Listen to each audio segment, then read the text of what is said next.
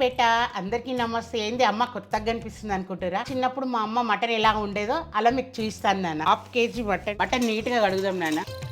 ఇలా వండేస్తున్నా బేట. అమ్మమ్మ వాళ్ళు మా అమ్మ గిట్ట ఇలాగే వండుకుంటూ ఉండే. ఉల్లిగడ్డ డైరెక్ట్ వేసేద్దాం బేట. సాల్ట్, అల్లం వెల్లుల్లి పేస్ట్, కరివేపాకు, కొత్తిమీర, కొద్దిగా పుదీనా మంచిగా కలుపుదాం. ఇట్లే కలిపి 1/2 అవర్ పక్కకి పెట్టుకుంటే పొయ్యి మీద పెట్టుకోవచ్చు బేట. కాకపోతే నేను సిమ్లో పెడుతున్నాను కదా, డక్కర్ వేసేద్దాం నాన్న.